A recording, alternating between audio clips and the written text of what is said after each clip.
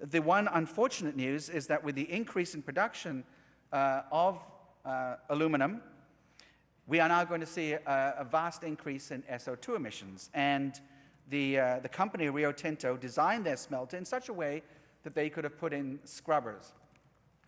And at the end of the day, they decided that they weren't going to put the scrubbers in. They designed it in order to have scrubbers, but they didn't put the scrubbers in. And this created, naturally, a lot of concern to the citizens who live in the Kitimat Terrace airshed.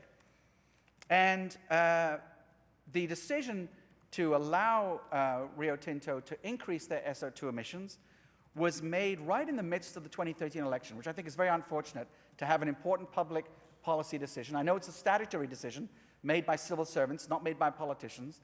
Nonetheless, it was unfortunate to make that decision in the midst of an election. But anyway, once that was given, people challenged the process upon which that decision was made because they felt that there wasn't proper consultation.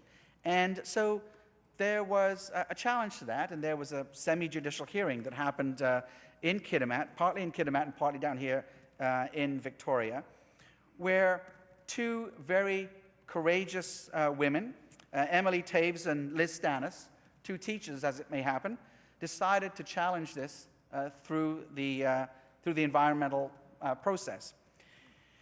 And I attended a little bit of that, and I read the updates every day, and I found out some very interesting things about this process.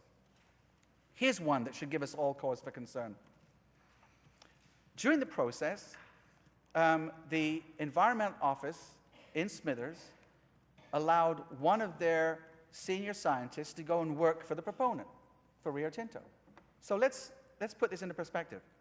You've got an independent government office, Environment BC, with people who work in the office in Smithers.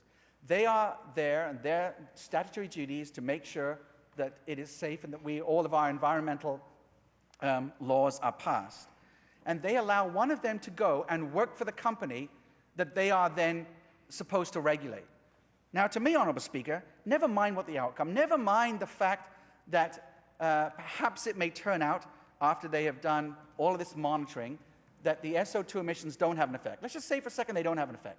There's something fundamentally wrong, Honourable Speaker, when those who are working to protect the environment go to work for the proponent who they're supposed to be regulating. I don't think that that brings much confidence to the British Columbians when that allows to happen. But that's what happened, Honourable Speaker.